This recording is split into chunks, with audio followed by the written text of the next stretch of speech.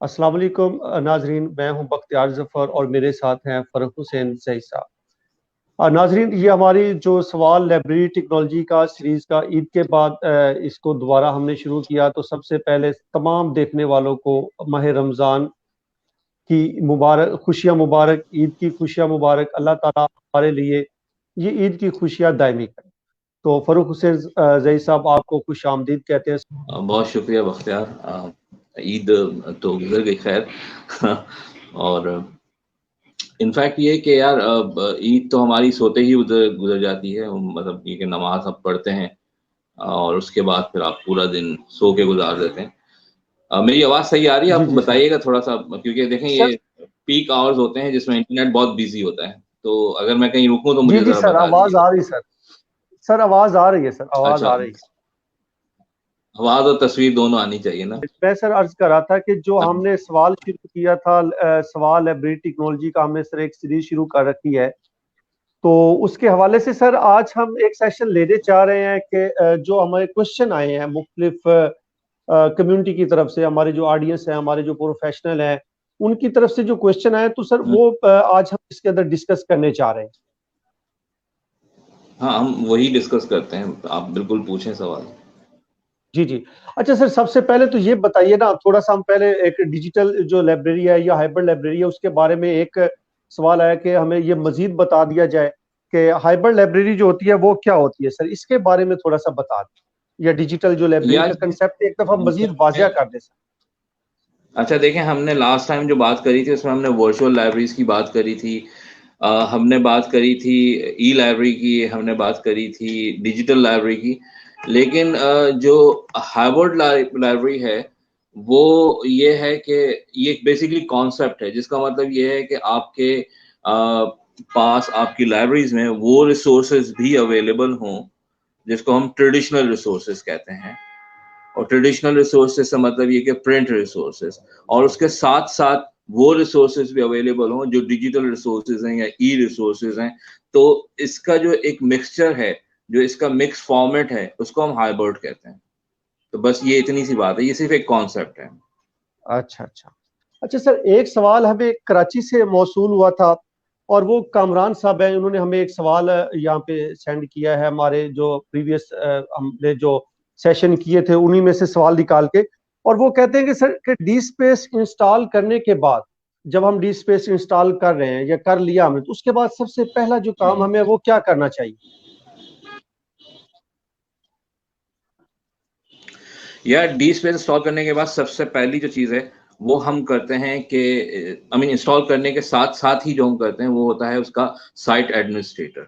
ठीक है, जब आप साइट एडमिनिस्ट्रेटर बना लेते हैं जो उसको चला सके, तो ये इसकी इंस्टॉलेशन के साथ ही होता है। जब साइट एडमिनिस्ट्रेटर बन जाता है तो हमें उसके कंटेंट एडमिनिस्ट्रेशन पे काम करना होता है। अब कंटेंट एडमिनिस्ट्रेशन क्या होता है? कंटेंट एडमिनिस्ट्रेशन ये होता है कि आप सबसे पहले कम्युनिटीज उसकी डिफाइन करते हैं कि इस रिपोजिटरीज की क्या कम्युनिटीज होंगी, कौन कौन सी कम्युनिटीज के ऊपर ये काम करेगा। दूसरी चीज जो आप बताते हैं वो होता है उसका कम्युनिटीज के बाद सब कम्युनिटीज। सब कम्युनिटीज के बाद आप उसका कलेक्शन बताते हैं कि कलेक्शन पॉइंट्स क्या क्या होंगे। और फिर उसके बाद जो आप डिफाइन करते हैं अपनी डी स्पेस के अंदर वो होता है आपका सबमिशंस, यानी कि कलेक्शंस पॉइंट में आप सबमिशंस ऐड करते आते हैं। अब सबमिशंस जो हैं वो आपके आर्टिकल्स भी हो सकते हैं, आपके बुक्स भी हो सकते हैं, आपकी पिक्चर्स भी हो सकती हैं, मतलब जो आप कंटेंट शेयर करना चाहते हैं वो कलेक्शंस में ऐड होते हैं। आपको सबसे पहले कंटेंट एडमिनिस्ट्रेशन पे काम करना होता है। और कंटेंट एडमिनिस्ट्रेशन के लिए मजीद अगर आप डिटेल्स जाएंगे तो मैंने एक वीडियो बनाया है जो मेरे चैनल पे मौजूद है, डी स्पेस कंटेंट एडमिनिस्ट्रेशन, तो आप उसको देखें तो उससे काफी आपको फायदा होगा इंशाल्लाह। जी सर। अच्छा सर, दूसरा सवाल जो हमें मौसूल हुआ था वो भी कराची से हुआ है, और सवाल सेंड करने वाली है हीरा। हीरा ने सर ओके, पूछा है कि डी स्पेस में कम्युनिटी या सब कम्युनिटी या कलेक्शन और सबमिशन में क्या फर्क होता है सर, इसके बारे में वो पूछना चाह रही ये बिल्कुल वही सवाल है जो आपने इससे पहले पूछा, जो कामरान ने पूछा था। ये और ये एक ही सवाल है। असल में मैं यहाँ पे क्लियर करता रहा हूँ कि कम्युनिटीज से मतलब ये होता है कि मैंने वैसे अपनी वीडियो में ये बात बहुत क्लैरिफिकेशन के साथ बताइए कि क्या चीज होती है, लेकिन बहरहाल मैं थोड़ा सा और आसान अल्फाज में बताता हूँ कि कम्युनिटीज से मतलब ये होता है कि आपका जो मेन ग्रुप है, मिसाल के तौर पे जो भी आपका मेन ग्रुप है जहां से आप स्टार्ट करना चाहते हैं, जिस इंस्टीट्यूशन के लिए आप रिपोजिटरी बना रहे हैं, इंस्टीट्यूशनल रिपोजिटरी बना रहे हैं, तो उसका जो मेन ग्रुप्स हैं उसको हम कम्युनिटीज कहते हैं। जो जो मेन ग्रुप्स होंगे, जैसे आप फॉर एग्जांपल एक यूनिवर्सिटी के लिए इंस्टीट्यूशनल रिपोजिटरी बनाने जा रहे हैं, तो उस इंस्टीट्यूशन की जो फैकल्टीज होंगी, अब वो फैकल्टी ऑफ आर्ट्स भी हो सकती है, फैकल्टी ऑफ हेल्थ साइंस भी हो सकती है, फैकल्टी ऑफ कॉमर्स भी हो सकती है, यानी कि उस यूनिवर्सिटीज की जितनी भी फैकल्टीज होंगी, जो मेन ग्रुप होगा वो आपकी कम्युनिटीज कहलाएंगी। अब कम्युनिटीज के अंदर जो है वो सब ग्रुप होते हैं। मिसाल के तौर पे आपके इंस्टीट्यूशन में, आपकी यूनिवर्सिटी में सब ग्रुप ये हो सकते हैं कि फॉर एग्जांपल इंस्टीट्यूशंस, जो उस यूनिवर्सिटी के इंस्टीट्यूशंस होंगे, मेन इंस्टीट्यूशन जो बड़े इंस्टीट्यूशंस होंगे ब्रॉडर लेवल पे, वो उसकी सब कम्युनिटीज होंगी। मिसाल के तौर पे एक यूनिवर्सिटी है, उसका फैकल्टी ऑफ हेल्थ साइंस है, ठीक है, उसकी एक फैकल्टी हो गई हेल्थ साइंस, उसका जो मेजर ग्रुप है वो है आपका मेडिकल कॉलेज हो सकता है, ठीक है ना, वो आपका नर्सिंग डिपार्टमेंट हो सकता है, वो आपका हॉस्पिटल एडमिनिस्ट्रेशन डिपार्टमेंट हो सकता है।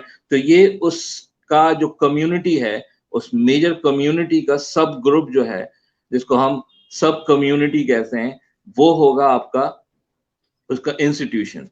फिर जो अगली चीज आती है वो उसके कलेक्शन पॉइंट्स आते हैं। जो कलेक्शन पॉइंट्स हैं, यानी कि सब कम्युनिटी के बाद जो कलेक्शन होता है, वो कलेक्शन मेन पॉइंट्स जहां से आप कलेक्शन सबमिशन स्टार्ट करते हैं, यानी कि जिस कलेक्शन पॉइंट पे आप सबमिशन स्टार्ट करते हैं। मैं इसकी बहुत आसान एग्जांपल आपको देता हूँ। मिसाल के तौर पे आप एक यूनिवर्सिटी के लिए इंस्टीट्यूशनल रिपोजिटरी बना रहे हैं, तो उस यूनिवर्सिटी की फैकल्टीज जो हैं वो आपकी कम्युनिटीज हो जाएंगी। उसके जो इंस्टीट्यूशन है, फैकल्टी के अंदर बहुत सारे इंस्टीट्यूशन आते हैं। मिसाल के तौर पर फैकल्टी ऑफ हेल्थ साइंस है, उसके अंदर दो इंस्टीट्यूशन आ गए आपके, मेडिकल कॉलेज आ गया, नर्सिंग आ गया, नर्सिंग के बाद आपका मेडिसिन डिपार्टमेंट आ गया, ठीक है ना, डिपार्टमेंट ऑफ मेडिसिन भी एक कम्युनिटी हो सकता है। अब आपने कहा कि इस डिपार्टमेंट के अंदर मजीद जो सेक्शंस आते हैं, मिसाल के तौर पर न्यूरोलॉजी हो गया, हेमाथोलॉजी हो गया, ऑन्कोलॉजी हो गया, इंटरनल मेडिसिन हो गया, गैस्ट्रो हो गया, सो ये सारे जो है उसके कलेक्शंस हो जाएंगे। अब कलेक्शंस के अंदर जो है वो सबमिशंस हम करेंगे, मतलब आर्टिकल्स हम डाल देंगे, मिसाल के तौर पे गैस्ट्रो के सेक्शन में या आप ऑन्कोलॉजी के सेक्शन में। सही है, मेरी बात समझ में आ रही है? मैं थोड़ा मिक्सअप तो नहीं कर रहा? नहीं ओके, सर, ठीक है, तो सही सर। अच्छा देखें, अब अगर हम मिसाल के तौर आर्ट्स की लैंग्वेज में बात करते हैं, फैकल्टी ऑफ आर्ट्स है फॉर एग्जांपल, ये हमारा एक कम्युनिटी है, ठीक है, हमारी इंस्टीट्यूशनल रिपोजिटरी की एक कम्युनिटी है। अब फैकल्टी ऑफ आर्ट्स में ही एक इंस्टीट्यूशन हमारे पास है हमारी यूनिवर्सिटी में, उसका नाम है PGD institute of chemistry, sorry PGD institute of economics, ठीक है, ये हमारी सब कम्युनिटी हो गई। फिर इसके जो फर्दर कलेक्शन पॉइंट होंगे, मिसाल के तौर पर इकोनॉमिक्स को अगर हम डिपार्ट कर दें, यानी कि डिपार्टमेंट ऑफ इकोनॉमिक्स हमारी एक सब कम्युनिटी हो गई, और इसी को फर्दर हम डिवाइड कर दें तो हम कहेंगे कि लेबर इकोनॉमिक्स हो सकता है, फाइनेंशियल इकोनॉमिक्स हो सकता है, इंटरनेशनल इकोनॉमिक्स हो सकता है, मैक्रो हो सकता है, माइक्रो हो सकता है। तो ये आपके कलेक्शंस हो गए। अब उस कलेक्शंस के अंदर जो है वो हम सबमिशंस करते हैं, वो हमारी बुक्स भी हो सकती हैं, वो आर्टिकल्स भी हो सकते हैं, वो मतलब पिक्चर्स भी हो सकते हैं, वो कुछ भी हो सकता है। सो हमें कंटेंट एडमिनिस्ट्रेशन पे सबसे पहले काम करना होता है। कंटेंट एडमिनिस्ट्रेशन में हमें कम्युनिटीज, सब कम्युनिटीज, बाज़ औक़ात सब कम्युनिटीज नहीं भी होती, कलेक्शन ही काफी होता है। मिसाल के तौर पे आपके अगर छोटे डिपार्टमेंट्स हैं आपकी यूनिवर्सिटी के, जिसमें फर्दर डिवीजन की जरूरत नहीं है, तो आप कलेक्शन पे काम करेंगे। आई होप मेरी बात क्लियर होगी। जी सर। सर अच्छा सर, अगला सवाल जो हमें आया है वो इस्मा इस्मा खातून है, उन्होंने भेजा है हमें लाहौर से। ये सवाल है सर, और वो पूछ रही हैं कि डी स्पेस की जो कलेक्शन है, अगर इसको पब्लिक ना करे तो इससे कोई फर्क पड़ता है? अगर पब्लिक कर दे तो इसमें क्या हमें फायदा होता है? इसके बारे में सर बता दें। देखिए, डी स्पेस जो है वो एक ओपन रिपोजिटरी है, ठीक है। ओपन रिपोजिटरी से मतलब ये है कि पब्लिक के लिए आम होती है। आमतौर पे ओपन रिपोजिटरी ही बनाई जाती है ताकि हम पब्लिक को शोकेस कर सकें कि हमारे पास क्या कलेक्शंस मौजूद हैं। लेकिन अगर आप किसी कलेक्शन को किसी डिपार्टमेंट को या किसी सेक्शन को पब्लिक नहीं करना चाहते तो आप उसको ना करें पब्लिक, उससे कोई खास फर्क नहीं पड़ता। सिर्फ वो सर्चेबल नहीं होता पब्लिकली, वो सिर्फ उन लोगों के पास एक्सेस में आता है जिनको आप एक्सेस देना चाहते हैं। यानी कि जो ई पर्सन होते हैं, जो ई पीपल्स होते हैं डी स्पेस के अंदर, या जो ग्रुप्स होते हैं आपके जिनको आप एक्सेस देना चाहते हैं, सिर्फ ये उनके पास ही फिर एक्सेस जाएगा, बाकी लोगों के पास नहीं जाएगा। एक तौर पे आप इसको प्राइवेट कर देते हैं पर्टिकुलर ऑडियंस के लिए, लेकिन जो रिपोजिटरीज आमतौर पर बनाई जाती हैं वो अपनी कलेक्शंस को शोकेस करने के लिए बनाई जाती हैं। जी सर। अच्छा सर, अगला सवाल हमें रहमान साहब है, उन्होंने कराची से भेजा है। वो पूछ रहे हैं कि सर क्या जो डी स्पेस है उसमें एक एडमिन काफी होता है या हम मल्टी इसको एक्सेस दे दें, या मल्टी एडमिन इसके लिए हम चूज कर लें, कौन सा बेटर रहेगा हमारे लिए? एक एडमिन काफी है, मतलब अगर आपकी छोटी रिपोजिटरी है, लेकिन आमतौर पे मेरा ख्याल ये है कि एक एडमिन से काम नहीं होता, आपको मल्टीपल एक्सेस देने चाहिए, वो बहुत जरूरी होता है। एक एडमिन जो है वो आपके लिए काफी नहीं है। यानी कि आप इस तरह भी कर सकते हैं कि उसका एक साइट एडमिनिस्ट्रेशन हो, एडमिनिस्ट्रेटर हो, फिर कम्युनिटी एडमिनिस्ट्रेटर हो, फिर कलेक्शन एडमिनिस्ट्रेटर हो, फिर सबमिटर्स हो और ग्रुप्स हो जिनको अलाउ हो कि आप वो खुद से अपने जो कंटेंट को ऐड कर सके ना। तो मल्टीपल एक्सेस जो है वो ज्यादा अच्छा आइडिया है, लेकिन आप सारी चीजें अपने हाथ में रखना चाहते हैं तो एक साइट एडमिनिस्ट्रेटर काफी है। ठीक है सर। अच्छा सर, आसिफ साहब हैं, उन्होंने मीरपुर से हमें एक सवाल भेजा है। वो पूछना चाह रहे हैं कि क्या एक यूजर है जो या ऑथर है वो खुद डी स्पेस में अपना जो काम है वो कर सकता है, आर्टिकल या बुक्स है उसकी एंट्री करना उसके लिए पॉसिबल होता है सर? जी बिल्कुल पॉसिबल होता है और वो आराम से कर सकता है। आपका जो साइट एडमिनिस्ट्रेटर है वो अगर उसको एक्सेस देगा तो आपका जो भी यूजर है वो अपने आर्टिकल्स, या जो ऑथर है वो अपने आर्टिकल्स और सारी चीजें खुद एंटर कर सकता है। ठीक है। लेकिन इम्पॉर्टेंट ये होता है कि आप अपने यूजर्स को जो भी उसमें एंट्री करें उनको ट्रेनिंग दें, ठीक है ना। तो जो साइट एडमिनिस्ट्रेटर है सबसे पहले खुद उसको पता होना चाहिए कि वो किस तरह से काम कर रहा है, फिर वो लोगों को ट्रेन करे और उसके बाद उनको एक्सेस दे ताकि उसमें कंटेंट की हायरार्की और उसकी जो भी स्टैंडर्ड यूनिवर्सिटी ने रखा है उसको मेंटेन किया जा सके। सही। ये भी सर अच्छा अच्छा पॉइंट आपने बताया हमें कि जो आप डी स्पेस के अंदर आपने करना है तो जो मल्टी हमने उसके देना तो वो ट्रेंड होने चाहिए, ट्रेनिंग उनके पास होनी चाहिए ना, हम जी, ऐसे जो किसी भी को दे दें और वो उसमें सारा कंटेंट ऐड डाटा कर रहे उड़ा हैं के ना वो परे रख। क्लीन होना चाहिए। पता नहीं है, एक साहब कुछ डाल रहे हैं, कुछ दूसरे साहब कुछ डाल रहे हैं, तो मिक्स खिचड़ी ना बन जाए फिर वहां पे। जी जी सर। अच्छा सर, एक सवाल हमें काशिफ साहब ने भावलपुर से भेजा है। वो पूछ रहे हैं कि क्या कैलिबर सर जो है वो यूजर के लिए पब्लिक, कैलिबर के अंदर जो है यूजर इंटरफेस है या यूजर के लिए हमने उसको पब्लिक करना है, क्योंकि सिर्फ जो स्टाफ है या स्टाफ पैनल है उसके अंदर वही नजर आता है और कुछ नजर नहीं आता। यूजर जो कैलिबर ई बुक्स मैनेजमेंट है उसका स्टाफ इंटरफेस जो है वो as compare to user interface बहुत अट्रैक्टिव है। यानी कि जो मैं अगर उसको मैंने अपने सॉफ्टवेयर में अपने कंप्यूटर में इंस्टॉल किया है और उसको मैं वहां से चला रहा हूँ तो जो उसका स्टाफ इंटरफेस है वो बहुत ज्यादा मतलब खूबसूरत है, आपको देखने में बहुत अच्छा लगता है। लेकिन जो यूजर इंटरफेस है वो बस नॉर्मल सा है। सो यूजर इंटरफेस को आप बिल्कुल पब्लिक कर सकते हैं और उसको अपने यूजर्स को शेयर भी कर सकते हैं। उसके लिए सबसे पहला काम आपको ये करना होता है कि आप जब आप लास्ट में ऊपर का जो बटन्स का मेन्यू होता है वहां आप जाके देखें, सबसे लास्ट में एक चीज होती है प्रीफरेंसेस। वहां पर आप जब ड्रॉप डाउन में क्लिक करेंगे तो कनेक्ट टू सर्वर आ रहा होगा। तो कनेक्ट टू सर्वर पे जब आप कनेक्ट करेंगे तो वो आपकी आईपी के सेटिंग्स वगैरह मालूम करेगा। और अगर आप उसको रियल आईपी पे प्लग करेंगे अपना कंप्यूटर या जो भी आपका सर्वर मशीन है, जब आप उसको रियल आईपी पे प्लग कर देंगे तो वो ऑनलाइन हो जाएगा, मतलब रिमोट हो जाएगा। लोग उसको ऑनलाइन एक्सेस कर सकेंगे। लेकिन अगर आप उसको रियल आईपी पे नहीं करना चाहते, लोकल होस्ट पे करना चाहते हैं या लोकल नेटवर्किंग पे चलाना चाहते हैं, तो भी अगर आप उसको कनेक्ट टू सर्वर कर देंगे और फिर उसको ब्राउजर पे चेक करेंगे तो वो कनेक्ट हो जाएगा।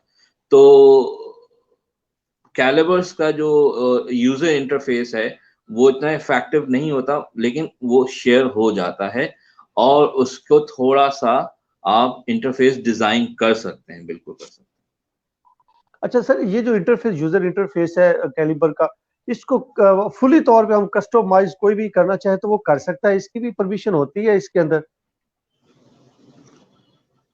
जी, बिल्कुल कर सकते हैं। इसकी बिल्कुल परमिशन होती है और ये क्योंकि ओपन सोर्स सिस्टम है और इसको आराम से आप काम कर सकते हैं, उसको कस्टमाइज़ कर सकते हैं। यार इस पे अच्छा आपने मुझे याद दिलाया, मुझे एक वीडियो बनानी थी कि डी स्पेस की इंटरफ़ेस डिज़ाइनिंग कैसे करते हैं।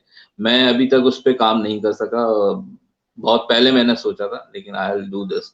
उसका बहुत अच्छा इंटरफ़ेस डिज़ाइन हो जाता है। जैसे हम कोहा का इंटरफ़ेस डिज़ाइन कर लेते हैं, उसका ओपैक डिज़ाइन कर लेते हैं, इसी तरह हम कैलिबर का भी बहुत अच्छा, बहुत खूबसूरत सा इंटरफेस डिजाइन कर सकते हैं। सर, इसी सवाल से रेलिवेंट ही सवाल हमें आमना ने इस्लामाबाद से भेजा है। वो पूछ रही है कि कैलिबर का यूजर इंटरफेस जो है वो कैसे हम डिजाइन कर सकते हैं आसानी के साथ? यहाँ नहीं बता सकता। एक वीडियो मैं इसके लिए इंशाल्लाह बनाऊंगा, तो उसमें मैं प्रैक्टिकली दिखाऊंगा, क्योंकि देखें ये एक हैंड्स ऑन चीज है जिसको हम यहाँ पर, तो मैं इसको इस तरह नहीं बता सकता। लेकिन ये होता है कि क्योंकि वो एक ओपन सोर्स है और उसके सोर्सेज अवेलेबल होते हैं, तो आप पूरे सोर्सेज को अपने पास डाउनलोड कर लेते हैं और फिर उसमें जो है चेंजेस करते हैं। और वो चेंजेस आपके लोगो से भी होती है, वो आपकी नेविगेशंस पे भी होती है, वो आपके बुक्स के इमेजेस पे भी हो सकती है और बहुत इजीली हो जाती है और बहुत इफेक्टिवली हो जाती है। बस आपको थोड़ा सा उसको समझना होता है। और अगर आपको मेरी वीडियो का वेट नहीं कर सकते तो आप उसका डी सॉरी क्या नाम है इसका, कैलिबर ई बुक मैनेजमेंट का मैनुअल मौजूद है, तो आप मैनुअल को पढ़ें। वहां पर पूरा तरीका मौजूद है कि आप इसके लोगो कैसे चेंज करेंगे, इसका हेडर कैसे चेंज करेंगे, इसका नेविगेशन कैसे चेंज करेंगे, मतलब जो भी आप चेंजेस उसमें करना चाहते हैं वो सारी उसके अंदर मौजूद है। तो आप मैनुअल्स को थोड़ा सा पढ़ लें और या फिर वेट कर लें। जी सर। अच्छा सर, कौसर ने कराची से हमें पूछा है हमसे कि आपने सर, सिर्फ ये सवाल आपकी जात के लिए है कि सर, वो पूछ रही कि आपने सर कौन कौन से सॉफ्टवेयर जो है वो इंस्टॉल किए हुए हैं अभी तक, और अगर हमने आपसे मदद लेनी हो या हमने आपसे सॉफ्टवेयर इंस्टॉल करवाना हो तो डी स्पेस हो गया या कुछ कैलिबर हो गया या इनके अलावा कोई और अगर कोई करवाना चाहते हैं हम सॉफ्टवेयर इंस्टॉल, तो उसकी आप फीस क्या लेंगे? आपकी जो है वो कैसे हमें इंस्टॉल करके दे देंगे अगर हम आपकी हेल्प लेना चाहें? देखिए यार, मेरी हेल्प तो वैसे मौजूद है, सबको मेरे चैनल्स मौजूद हैं और मेरा बख्तियार ज़्यादातर पर्पस ये है, मतलब मेरा जो वो है, मैं चाहता ये हूँ कि लोग सीखें और फिर खुद काम करें। ठीक है ना? मैं अगर किसी के लिए काम करूँगा तो ज़ाहिर-सी बात है वो एक अलग चीज़ हो जाती है। लेकिन ये है कि मैं इसको पहले पहली बात का जवाब दे दूँ कि मैंने जो software I mostly work on open source system. जो ओपन सोर्स सॉफ्टवेयर्स हैं मैंने उस पे बहुत ज़्यादा काम किया है। अब उसमें इंटीग्रेटेड लाइब्रेरी सिस्टम्स भी हैं, उसमें I mean digital library systems भी हैं, उसमें डिस्कवरी और गाइडेड टूल्स भी हैं, उसमें स्टैंडर्ड्स भी हैं, प्रोटोकॉल्स भी हैं। सो ये सारे ओपन सोर्स सिस्टम्स में मैंने ज़्यादा काम किया है। अब अगर हम बात करते हैं इंटीग्रेटेड लाइब्रेरी सिस्टम्स की या लाइब्रेरी सिस्टम्स की, तो उसमें जैसे कोहा है, कराची में मेरा ख्याल है कि सबसे पहला जो कोहा लाइव हुआ था वो मैंने किया था। और इसी तरह खैरपुर में जो सबसे पहला कोहा गया था वो भी मैंने किया था। तो कोहा की जो सबसे पहले मैंने काम किया उस पे, उससे पहले जो है वो पीएचपी माय बिबली है, पीएचपी माय बिबली पे मैंने काम किया है, एवरग्रीन पे मैंने काम किया है। ये सारे इंटीग्रेटेड लाइब्रेरी सिस्टम है। ओपन बिब्लियो को मैंने काम किया है, स्लिम्स पे मैंने काम किया है, मुझे उसमें मैंने थोड़ा सा काम किया है। इसी तरह हमने एक सॉफ्टवेयर इंट्रोड्यूस करवाया था इंटीग्रेटेड लाइब्रेरी सिस्टम में, ये इंडिया से है। हमने इसको फर्स्ट टाइम पाकिस्तान में इंट्रोड्यूस करवाया था जिसका नाम है न्यू जेन लिब। और वो जाहिर सी बात है कुछ लोग यूज करते हैं कुछ लोग नहीं करते, मुझे नहीं मालूम, लेकिन हमने उसको एक वर्कशॉप में इंट्रोड्यूस करवाया था। मैं कहाँ था, कैलिबर ई बुक्स मैनेजमेंट को जो इंट्रोड्यूस करवाया था, एक वर्कशॉप में मैंने करवाया था। मुझे एक पेशावर के एक दोस्त ने ये आइडिया दिया था, तो उसके कहने पे मैंने इसको फिर इंट्रोड्यूस करवाया था। और उसके बाद डी स्पेस है। डी स्पेस में मैंने बहुत अच्छा काम किया अल्हम्दुलिल्लाह। ग्रीन स्टोन पे काम किया है, ई प्रिंट्स है, वीवो है, फिडोरा है, आइसलैंडोरा है, सैमवीरा है। ये सारे मैंने सिस्टम पे काम किया, लेकिन इसमें जो हमने मतलब पब्लिक किए थे वो कैलिबर था, और उसके अलावा डी स्पेस है। बाकी सारे मैंने अपने पास खुद ही करे हैं, मतलब मैं उसको कभी पब्लिक नहीं कर सका। डिस्कवरी या गाइडेड टूल्स में हमने सुमोन पे काम किया था, वीयू फाइंड पे काम किया था। एक सॉफ्टवेयर हमने गाइडेड टूल्स का जो है वो इंट्रोड्यूस करवाया पाकिस्तान में, वो है सब्जेक्ट्स प्लस। मैंने और राशिद ने, मेरा क्लास फेलो है राशिद, कराची यूनिवर्सिटी में होता है, सो हम लोगों ने दोनों ने इसको इंट्रोड्यूस करवाया था। इसी तरह हमने स्टैंडर्ड्स और प्रोटोकॉल्स जैसे आरडीए है, मार्क है, डबलिंग कोर है, बहुत सारी चीज़ों पे काम किया, मतलब अच्छा काम किया है। और इसके अलावा आरएफआईडी पे भी माशाल्लाह अल्हम्दुलिल्लाह अच्छा काम किया है। So we done lots of things in open source technology. Light चली गई आपकी तरफ। सर सर अच्छा सर, इस सवाल का एक हिस्सा रहता है अभी सर, उसका जवाब हमने लेना है सर आपसे। अच्छा वो, अच्छा हाँ यार, देखें मैं ना नॉर्मली मेरा जो असल कंसर्न है, ये एक सवाल पूछा किसने था? सर मैं अभी नाम बताता हूँ आपको सर। ये पूछा है सर, कौसर है कराची से सर, आपके शहर से ही है सर। अच्छा अच्छा, मैं ये बताना चाहूँ, ठीक है। सो कौसर, ये बेसिकली मेरा असल जो कंसर्न है वो ये है कि मैं अपना लोग सीखें और खुद काम करें। जो लाइब्रेरियंस हैं, जो लाइब्रेरी प्रोफेशनल्स हैं, वो खुद काम करें। लेकिन आपका इंस्टीट्यूशन या आपका इदारा मेरी खिदमत लेना चाहता है, तो मैं एज ए फ्रीलांसर जो है वो मौजूद हूँ, और मैं उस पर काम करता हूँ। तो एक वेबसाइट है जो फाइवर के नाम से है, तो वहाँ आप देख सकते हैं, और आप मुझसे डायरेक्टली भी कांटेक्ट कर सकते हैं। लिंक मैं आपको इसी ग्रुप पे डाल दूंगा, तो वहाँ आप कनेक्ट कर सकते हैं मुझे फाइवर के ऊपर। तो आप अगर मुझसे कोहा इंस्टॉल करवाना चाहते हैं, यानी आप नहीं, मतलब आपका इंस्टीट्यूशन, या आपका इंस्टीट्यूशन मुझसे ट्रेनिंग लेना चाहता है कोहा की या डी स्पेस की या कोई भी लाइब्रेरी टेक्नोलॉजी की, ना सिर्फ ट्रेनिंग बल्कि इंस्टॉल करना चाहते हैं, या फिर आप और कोई काम करना चाहते हैं, या मेरी कंसल्टेंसी लेना चाहते हैं, so I am available as a freelancer. So मेरी कोई कंपनी नहीं है, तो आप मुझसे कांटेक्ट कर सकते हैं, और डायरेक्टली भी आप मुझसे कांटेक्ट कर सकते हैं मेरे ईमेल एड्रेस पे। वो तो वो भी इस पे मैं शेयर कर दूंगा, वैसे ज्यादातर लोगों को पता है। जी सर। तो अच्छा क्योंकि सर। जब हम अपनी सर्विसेज देंगे तो कुछ ना कुछ पैसा तो लेंगे, लेकिन पैसा यहाँ नहीं बता सकते ऑफ कोर्स। ठीक है सर। अच्छा सर, एक सवाल हमें यूएसए से भी आया है, और वो किया माशाल्लाह। मोसीज है सर, उन्होंने मैसेज किया था। वो क्या पूछ रहे हैं कि while installing D space build always 10, आगे क्या लिखा हुआ है, मेरी तरफ लाइट भी नहीं है सर। 10 फेल्ड प्रेजेंटिंग XML789 जावा एरर। सर ये क्या है? वो कहते हैं कि जब हम इंस्टॉल करते हैं तो ये एरर आ यार जाता है। रिपीट करोगे? इस यार रिपीट करोगे अगर आप, सॉरी, क्योंकि आपकी जी वॉइस सर। कट रही थी, मैं सुन नहीं सका। जी सर। सर ये यूएसए से मोसिस ने हमें एक सवाल भेजा है। वो पूछ रहे हैं कि while installing DSpace build always 10 field presenting okay XML789 Java error। Sir ये क्या है? ओके, ये बेसिकली ये है कि जब आप ओपन जेडीके या जावा जेडीके इंस्टॉल करते हैं, तो उसका वर्जन आपको पता होना चाहिए। उसी वर्जन पे आप टॉमकैट जो आपका सर्वर होता है वो भी इंस्टॉल करते हैं। मतलब ये कि उसी का रेलेवेंट, जैसे आप ओपन जेडीके 8 कर रहे हैं या 9 कर रहे हैं, तो वही आप जो है वो टॉमकैट सर्वर भी इंस्टॉल करेंगे। तो इसकी कॉम्पैक्टिबिलिटी होनी चाहिए, पहली चीज। मैं अभी उर्दू में बता रहा हूँ, इंग्लिश में भी बता देता हूँ, ठीक है। सो इसकी कॉम्पैक्टिबिलिटी होनी चाहिए। तो और इसके अलावा जो आप एक चीज इंस्टॉल करते हैं वो होता है आपका पोस्टग्रेस क्यूएल। पोस्टग्रेस क्यूएल जो है वो आपका डेटाबेस है डी स्पेस का। उसको जब आप इंस्टॉल करते हैं तो उसकी एक एक्सटेंशन होती है जिसका नाम है पीजी क्रिप्टो, तो उसका इंस्टॉल करना भी जरूरी है। तो ये चीजें, so Moses this is where I was actually you need to match the compatibility of OpenJDK or Java JDK, whatever you install. I mean, if you install OpenJDK or Java JDK, the version you need to check, and the same version would be follow with the uh, Tomcat or whatever the server you install. So the Tomcat, if you are installing OpenJDK 9, then you need to install Tomcat 9 as well.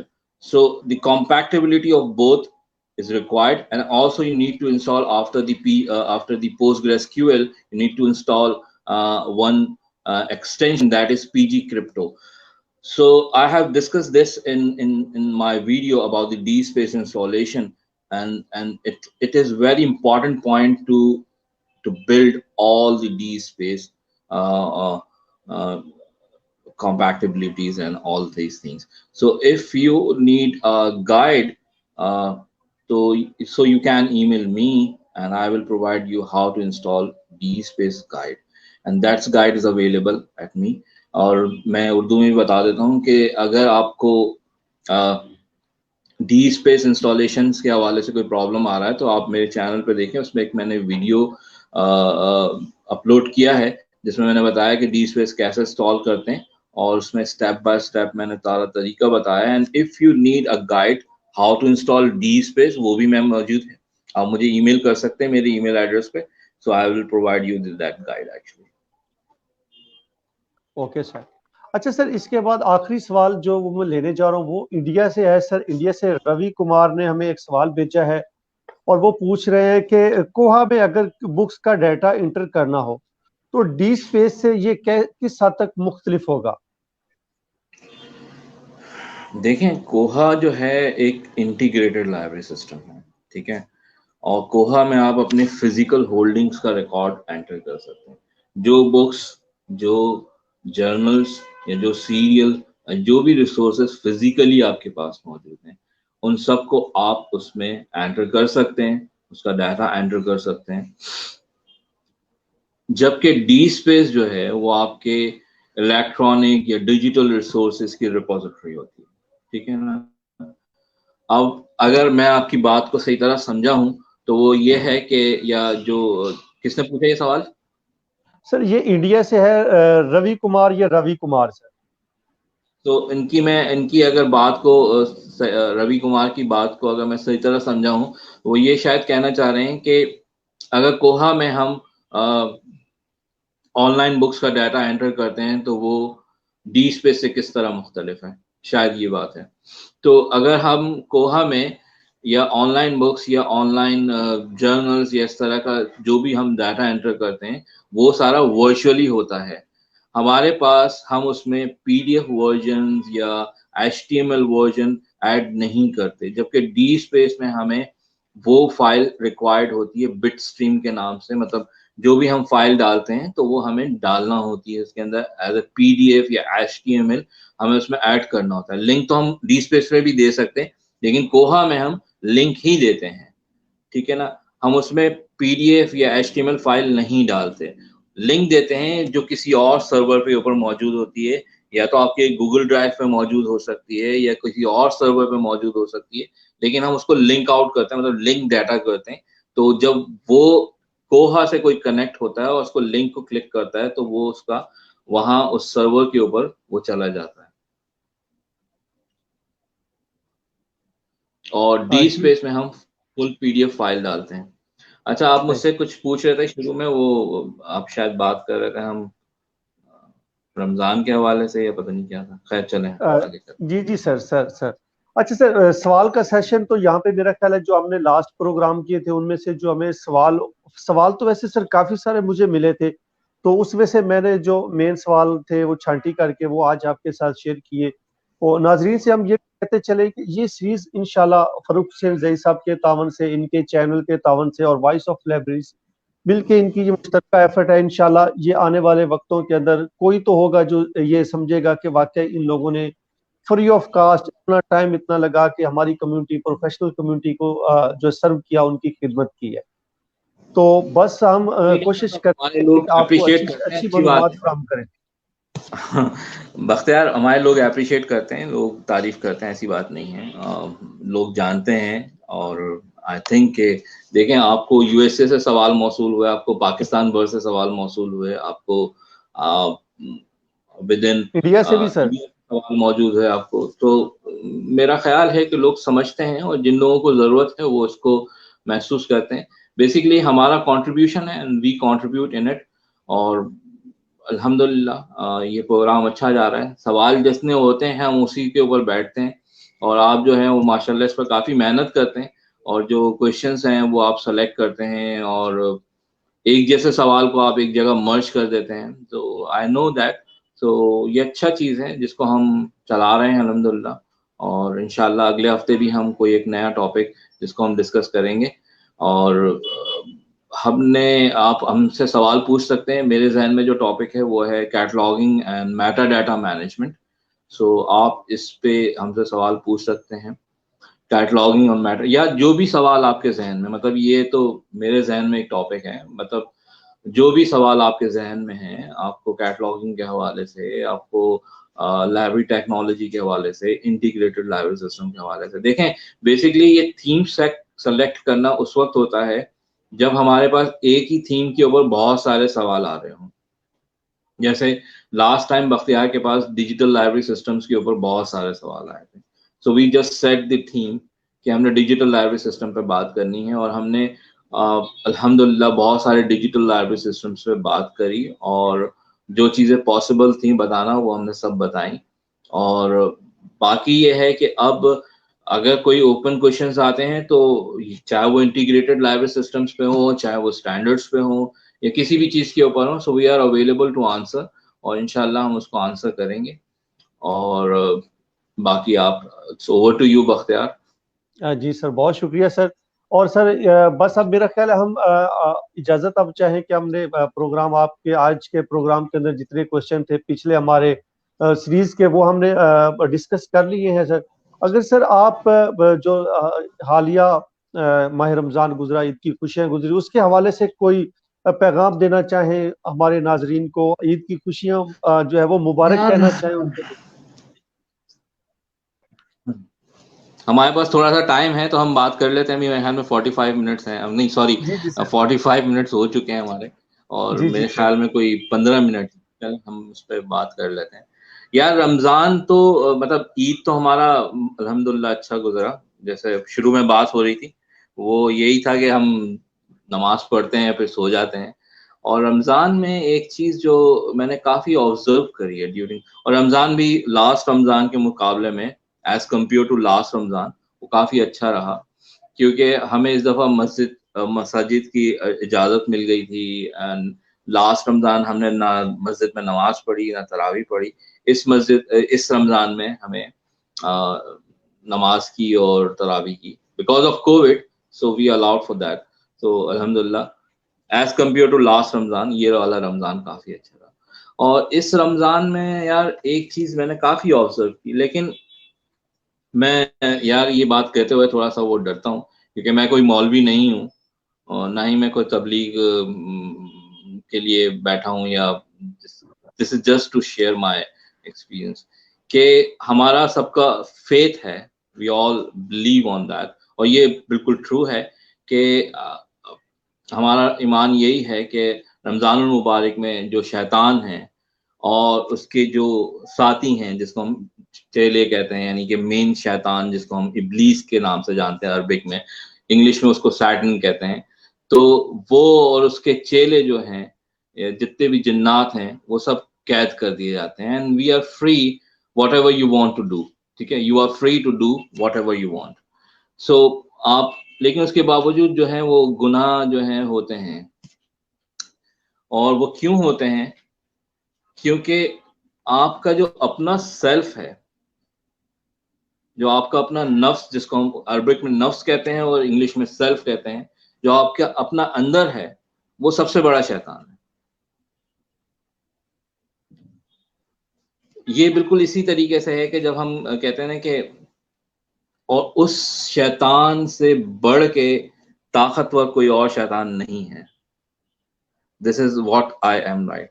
जो इब्लीस है या जितने भी शयातीन हैं, वो उसके आगे पानी भरते हैं। यानी कि इंसान की अपनी जात जो है वो इतनी बड़ी शैतान है कि जो बाकी शैतान है वो कुछ भी नहीं है। जो इब्लीस का काम है बेसिकली, वो तो आपके आपके सेल्फ को उभारता है, वो उसको इनकरेज करता है कि टूवर्ड्स आप जो है वो गलत रास्ते पे चलें और गलत काम करें। तो वो सिर्फ आपको इनकरेज करता है, लेकिन आपका अपना जो सेल्फ है वो सबसे बड़ा शैतान है, जिसको आप कंट्रोल, क्योंकि आप इब्लीस को तो सिर्फ इब्लीस की चालें जो हैं वो बहुत कमजोर हैं, उसको तो आप सिर्फ लाहौल पढ़ के भगा सकते हैं, लेकिन आप अपने शैतान को कैसे भगाएंगे? सो ये this is the most important thing जो मैंने काफी ऑब्जर्व करी। और इसकी जो सेल्फ की जो ईवल फोर्स है, मैं उसमें पता नहीं मैं ज्यादा बोल रहा हूँ या जो भी, अगर आपको समझ नहीं आ रहा तो मैं छोड़ देता हूँ इस टॉपिक को। नहीं सर, ठीक है सर, ओके, अल्फाज है क्योंकि सर, ये हमारे तो पास समझ आ टाइम है तो मैंने कहा चलें, आपके सवाल पूरे हो गए, मैंने कहा चलें इस तरह की बात कर लेते हैं। बेसिकली मैं सोशल टॉपिक्स पे लिखना छोड़ दिया है। मैं बहुत पहले लिखता था, उसके बाद मैंने बंद कर दिया। जो भी सोशल कॉज होते हैं या सोशल टॉपिक्स होते हैं, तो उस पर थोड़ा सा इस्लामिक या रिलीजियस चीजें। सो आपकी जो सेल्फ इवल है या उसको आपको खत्म करने के लिए दो स्ट्रैटेजीज यूज करनी पड़ेंगी। पहली स्ट्रैटेजी जो है वो ये है कि आपको, क्योंकि देखें हम, because we are librarian, so I am talking about the library point of view. So जो पहली आपको जो उसके लिए स्ट्रैटेजी यूज करनी है वो आपको मेंटल लेवल पे है, आपकी सोल से रिलेटेड है। और दूसरी जो है वो आपकी प्रैक्टिकल्स यानी कि आपके एक्शंस के ऊपर डिपेंड करती है। सो मेंटल लेवल पे और आपके सोल से रिलेटेड जो चीज़ है वो आपको किताब पढ़नी पड़ेगी। और बेहतरीन किताब जो है वो किताब इलाही है। आई मीन अल्लाह ताला की किताब है, कलाम पाक, कुरान मजीद, जिसको आप पढ़ें और समझें। फिर अहादीस की किताबें हैं जिसको आपको समझना चाहिए, पढ़ना चाहिए। सो आपको किताब पढ़नी पड़ेगी। जो मैं बात कर रहा हूँ ना लाइब्रेरियंस के पॉइंट ऑफ व्यू से, वो यही है कि आपको किताब पढ़नी है, ना सिर्फ पढ़नी है बल्कि समझनी है। ठीक है, ये आपकी मेंटल एक्सरसाइज। जो आपका एक्शन होगा वो ये होगा कि आप, देयर अ थिन लाइन, मैं अब थोड़ा सा इसको इस तरह एक्सप्लेन करता हूँ। हलाल और हराम, जायज और नाजायज के दरमियान एक बहुत बारीक सी लेयर है, there is a thin line. और बाज़ औक़ात आप अपनी डिज़ायर के लिए, किसी और की डिज़ायर के लिए, अपने दोस्तों की डिज़ायर के लिए, अपने फैमिली के प्रेशर में, अपने दोस्तों के प्रेशर में या रिश्तेदारों के प्रेशर में या किसी भी रीज़न से या किसी के जज्बात का एहतराम करते हुए आप उस थिन लाइन को क्रॉस कर जाते हैं। ठीक है, और whenever you cross that thin line, जो बाज़ औक़ात आपको महसूस भी नहीं होती, या अपनी ख्वाहिशात के लिए आप उसको क्रॉस कर जाते हैं, लेकिन जब आप उसको क्रॉस करते हैं तो दो चीजें इमीडिएट होती हैं। पहली, आपको जो सबसे पहली चीज होती है वो ये होती है कि आप अल्लाह की रहमत से दूर हो जाते हैं। और दूसरी जो होती है वो ये होती है कि जो चीज आप जायज तरीके से हासिल कर सकते थे, उसका हुसूल जो है, जायज हुसूल जो है वो बंद कर दिया जाता है, अनलेस ये कि अल्लाह ताला आपके गुनाह को माफ करे, जो भी कुछ है। तो ये दो चीजें इमीडिएट होती हैं। और क्योंकि आपने लाइन क्रॉस कर दी तो वो चीज आपको टेम्परेली, थोड़े टाइम के लिए दे दी जाती है। और जब वो आपसे ली जाती है वापस, तो आपकी हालत ऐसी हो जाती है जैसे कोई बावला कुत्ता। आई मीन सॉरी टू से दिस वर्ड, लेकिन ये ऐसे ही है। जो लोग बौखलाए हुए होते हैं, जो लोग परेशान होते हैं, वो इसी वजह से बाज़ औक़ात हम देखते हैं। क्योंकि आपने देखा होगा कि एट द लास्ट एंड लोग अपनी सारी जो है वो जमा पूंजी खर्च कर चुके होते हैं, मतलब खत्म हो जाते हैं। ठीक है ना, हमने ऐसे भी बहुत सारे केसेस देखे हैं कि यार बादशाह जो है वो फकीर बन गए हैं। सही है ना, तो ये सारी चीजें होती हैं। सो इसमें जो है दो चीजें करने की बहुत जरूरत है। एक तो ये कि आपको, और हमने ये भी देखा है कि लोग कहते हैं कि हमारे अपने दोस्त, बहुत सारे दोस्त कहते हैं कि मिसाल के तौर पे पैसा पैसा होता है, जायज नाजायज क्या होता है। नहीं, जायज अलग होता है, नाजायज अलग होता है, ठीक है। ये there is a different between them, there is a very thin line. इसी तरीके से हमने ये भी देखा है कि जंग और मोहब्बत में सब जायज होता है। नहीं जी, मोहब्बत में सब जायज नहीं होता, ठीक है। जंग में सब जायज नहीं होता, ठीक है ना। आप मेरी बात समझ रहे होंगे मैं कौन सी जंग की बात कर रहा हूँ, ठीक है ना। जंग में सब जायज नहीं होता, जंग में आबादियों को नहीं गिराया जाता, ठीक है ना। मोहब्बत में सब जायज नहीं होता, ठीक है ना। So there is a very thin line and you need to care of that. जब तक आप उस थिन लाइन को केयर नहीं करेंगे, आप अपने एक्शंस को कंट्रोल नहीं कर सकते। इसी तरीके से आपको बुक पढ़नी है। एंड यार ये असल में आपने छेड़ दिया तो मैंने बोल दिया, वरना मैं इस तरह की आजकल तो मैं सोशल टॉपिक्स पे या रिलीजियस टॉपिक पे बात नहीं करता। मतलब मैं बहुत पहले लिखता था कभी, तो टाइम था तो हमने we have just share that. So आपको ये चीजें करनी पड़ेंगी एनीवेज। सो वी इंशाल्लाह discuss the cataloguing and meta data management, और जो हम नेक्स्ट प्रोग्राम करेंगे मैं और बख्तियार, इसी इसी टाइम पे करेंगे बख्तियार, ये कोई और टाइम होगा? सर ये टाइम ठीक है, इसी पे करेंगे हम 8 से 9 बजे तक। हाँ, तो आप लोग अपने ज्यादा से ज्यादा सवाल हमें भेजें ताकि बख्तियार उस पर काम करें। बख्तियार वैसे बहुत बिजी रहते हैं, लेकिन we will work on that. तो हम जी सर। काम करेंगे इंशाल्लाह। और आप अपने जितने भी कैटलॉगिंग देखें, मेरे पास भी बहुत सारे सवाल आते हैं, मेरे चैनल्स के ऊपर भी आते हैं। अच्छा, चैनल से याद आया, मुझे एक चीज शेयर करनी थी। देखें, मुझे बहुत सारी चीज़ों की ईमेल्स आती हैं, मतलब लोग व्हाट्सएप भी करते हैं और ईमेल्स भी करते हैं। मेरी उन सब से गुजारिश ये है कि आप मुझे ईमेल ज़रूर करें, लेकिन मेरे चैनल पे जाके कमेंट्स भी करें, ठीक है। तो अगर आप कमेंट करेंगे तो उसका फ़ायदा ये होगा कि अल्टीमेटली किसी दूसरे को भी उसका फ़ायदा हो सकता है। मतलब ये कि जो शख्स कमेंट पढ़ रहे होते हैं वो उधर से ही गाइडलाइन ले सकते हैं, बजाय ये कि आपको अकेले का फायदा हो। मैं उन सब लोगों को जो ईमेल मुझे करते हैं, मैं उन सबको बोलता हूँ कि यार मुझे उधर भी कमेंट कर दें, ताकि आपका जो सवाल है वो दूसरों तक भी पहुंच जाए और दूसरे भी उसको जान सकें, ठीक है ना। So please comment on my YouTube channel if you need to ask anything. And बाकी ये है कि आप लोगों का साथ चाहिए, and we are working on that, we are working for community. And if you have any question, most welcome. ये सिर्फ पाकिस्तानियों से नहीं, बल्कि पाकिस्तानी से बाहर भी जितने लोग हैं वो सब इसको जो भी उनके सवाल हैं, जो भी उनकी डिफिकल्टीज हैं लाइब्रेरी टेक्नोलॉजी के हवाले से, ना सिर्फ ओपन सोर्स टेक्नोलॉजी के हवाले से, ओपन एक्सेस टेक्नोलॉजी के हवाले से, बल्कि क्लोज एक्सेस टेक्नोलॉजी पे भी अगर कोई सवाल है तो we are most welcome. Although हमारा एक्सेस थोड़ा कम है मेरा, लेकिन I can answer on that. So जी इंशाल्लाह। That was it, thank you very much. जी बहुत शुक्रिया नाजरीन, आज हमारे साथ रहने का, हमारा प्रोग्राम देखने का। तो नेक्स्ट, जैसे फरूख हुसैन ज़ई साहब ने हमें बताया कि कैटलॉगिंग और मेटा डाटा के साथ हम हाजिर होंगे इसी वक्त। हमारे इस प्रोग्राम को वॉइस ऑफ लाइब्रेरीज के फेसबुक ग्रुप के ऊपर देखना मत भूलिएगा। तो तब तक के लिए, अगले हफ्ते के लिए हमें इजाज़त दीजिए। अपना ख्याल रखिएगा। अल्लाह निगहबान।